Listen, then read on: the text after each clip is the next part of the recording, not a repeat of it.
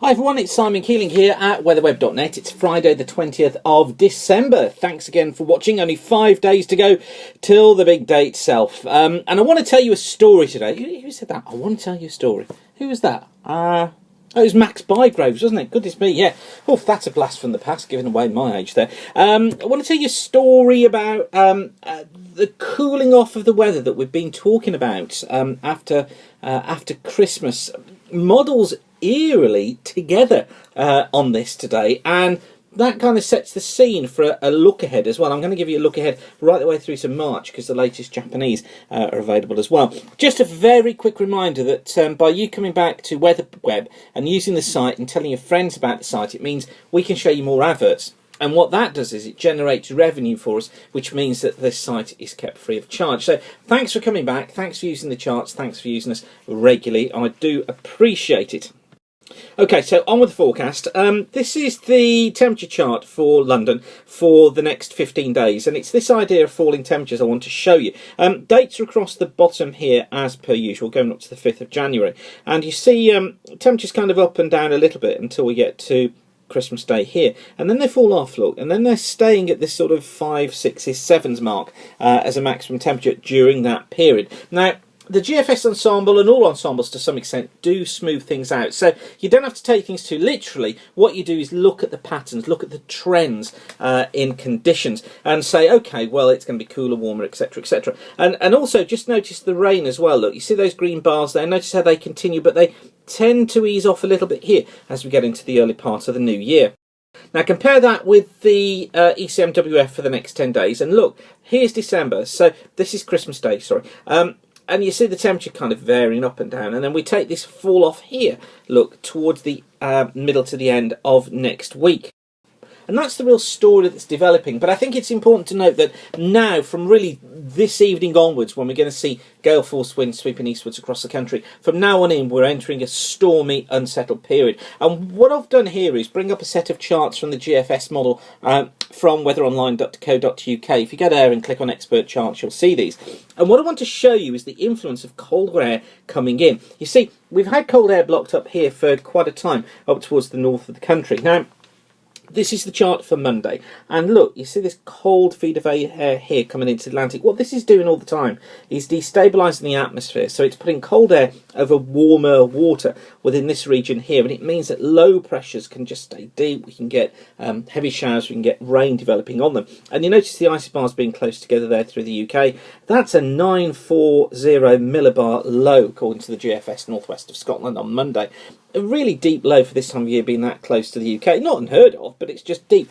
But what I want you to watch is these little areas of low pressure here, look, because midnight Christmas Eve, that little area of low pressure swung around. There's another one here, look, they're feeding around the parent low here. And as they swing around, they're bringing ever cooler air in. But if you just trace back the air here, look, and see where it comes from, it's not coming from a desperately cold region. Yes, it comes over Scandinavia. Yes, it comes over the Arctic Sea.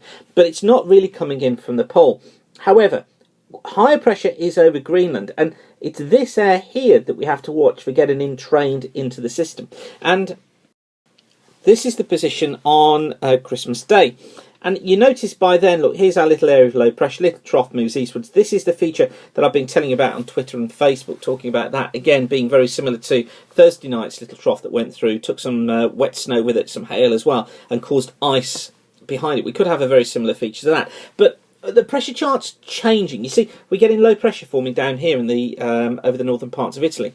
The whole pattern is starting to show some signs of change. Now, colder air coming in here, look, into this low, but look, this source air, even colder here. Really cold air coming in off Greenland. We've got this low developing here.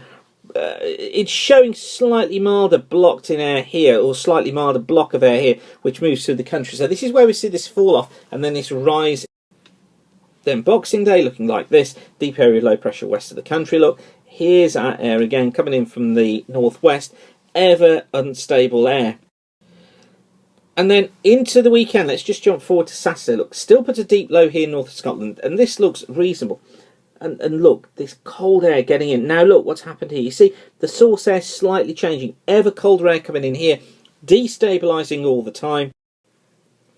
Still got low pressure by Sunday the 29th. It's still there into the 30th. And by now, our block of cold air, which was sort of situated here at first, is further south. So it's edging south all the time. With this colder plunge of winds coming in, it's just decreasing the temperatures all the time. Notice our little areas of low pressure have moved further south as well.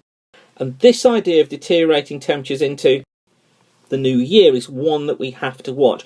Also, this is the chart for the 1st of January. Now, it's a long way away. Anything can happen. This is just one model. It's just the GFS. But look, notice the high across Greenland. Notice the ridge building here across the Atlantic. And it's still there into the 2nd. High here, starting to see these signs of a block. So it's building nicely on the idea of cooler weather after Christmas. And potentially it's looking cooler into the beginning of January. So this is the JMA chart. So this is from the Japanese Meteorological Agency for the next week. So this is week 1. This takes us from now forwards until next Friday. So it's going to take us up to the 27th of December. And here's low than normal heights through the country. There's our strong jet stream. Yeah, unsettled, windy, etc., etc. Week 2 looking like this. So this takes us from the 27th of December. When will that take us through to? It'll be the 3rd of January. So this is up to the 3rd of January. Now look, there's the trough through the UK. Okay, in here, look. Here's this strong jet stream coming down, look, feeding in ever colder air from the north. It matches in with what the GFS is trying to tell us. And then weeks 3 and 4, so from the 3rd of January taken up to the, when would it be, up to the 17th of January. Look at this one. This is an interesting one. There's the ridge, okay, that's in the Atlantic. Here we are, look, with this trough through the UK and a ridge building out towards the east. Now remember, this is the mean for a 2-week period. So this is the mean for a 2-week period. But this is without doubt a cooler pattern. Now, I've always said that I thought that what will happen is the unsettled weather will gradually become cooler, but it'll last through Christmas and into the first part of the new year. I've said, and I've said it on previous videos, it was somewhere between the 10th and the 15th until around the 24th, 29th period that we'd see colder weather coming in. And this high here, and this high here all are pointing towards those sort of dates. Now, something else interesting that's arisen today is that 3-month forecasts from the Japanese Met Agency are available now going through to March. Now, as always, you've got to treat these with an absolute air of scepticism about them, but long-range models are getting better all the time. This is where we're going to see our main growth, I think, in meteorological research over the coming years. It's going to be in these long-range models because more and more they're becoming vital to business. So you've got to kind of take notice of them. Now, this is the forecast for the whole of January. Okay, so this is the whole of the month. Remember what we've just seen from the JMO, which had that trough to the east. But look, for most of the month, what it's doing is it's trying to build in this ridge here, back through the country with a trough down here, which will put low pressure here, high pressure out here. Still has quite a strong southwesterly jet, but that's a cooler pattern. Remember, it's for the whole of the month. And it would bring us generally dry conditions. The east and the south would be cold on that. Western areas, not so cold, but we'd still have dry weather in. This is kind of back to where we were end of November, beginning of December. Now then, compare that to the CFS for January, okay? Now, the high isn't there, admittedly, but what is there is the trough here. We've got a ridge out here, we've got a ridge out here. So it's trying to get into a similar sort of pattern, just not making so much of the ridge, but there is a similarity there. Now, for February, so this is February from the JMA, and February, what it's trying to do, look, is get the trough out here, get the ridge up here, and get the ridge into the Atlantic as well. CFS is doing this. Ridge out here, still got this deeper low though, or the idea of lower heights, so deeper areas of low pressure up to the north, and that would drag low pressures through there. But it's this and this that interests me, that it's seeing this idea, and also these slightly lower than normal heights here, this idea of lower than normal heights being down here, somewhere around the Mediterranean area. There's quite a comparison there between those two charts. And then on to March, look, so this is the forecast for the whole of March. Significantly different. It's got high pressure blocked up towards the north, That would bring us into this cool easterly flow, lower the normal pressure down here with a trough through here. So we'd have a flow doing something like that across the Atlantic. It would be cool. I mean, there's no doubt about that. That would be a cold March if that were to come true. And just look how the CFS shows that. The CFS puts a block out here towards our west. Again, it's not north, as the JMA was showing.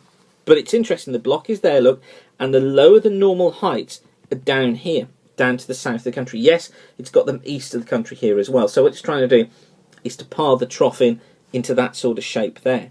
But it's there. This idea of this block is there, and that's the good comparison between the two sets of model charts. So, interesting times ahead with as we go into the new year, and I think we are just now today right at the start of this new phase of weather heading into 2014.